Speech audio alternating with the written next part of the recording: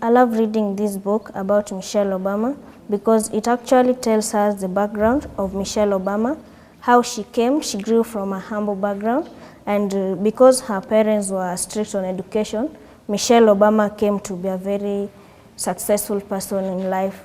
These books of Michelle Obama also teaches us on how we should value our nutrition and our health. When we read this book, it tells us how Michelle Obama encourages people to value their health by cooking for people nutritious foods. And here it shows us a picture of Michelle Obama and her family members, showing how she has been successful in life and how she has kept her family healthy by encouraging the intake of healthy food. I also love reading the book about Michelle Obama because it inspires me, because Michelle Obama is a lawyer and I would also like to be a lawyer in the future. I like Richard Branson, a great entrepreneur in the world. He's a man who takes risks. He's a man who went into business, faced a lot of challenges.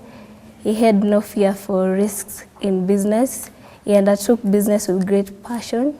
I actually learned a lot of lessons from him, that it's never that bad to make mistakes, because from those mistakes we can learn from them and we can actually make something great, because risks and mistakes are the stepping stones in our lives. I love these books because they talk about inspiring women in the society.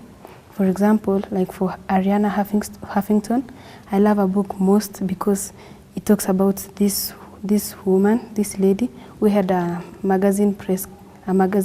newspaper press known as Huffington Press, and she really had to work for long hours without rest, and she had family responsibilities and some other kind of work, but she still did a lot of entrepreneurship, a lot of research, and afterwards she became one of the best entrepreneurs in the place she was.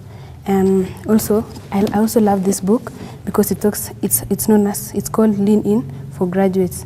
It talks about this woman who was among the most powerful people in the Facebook. Facebook is one of the most powerful companies. And also in her personal life, she had to make a lot of sacrifices so that she would be able to be successful.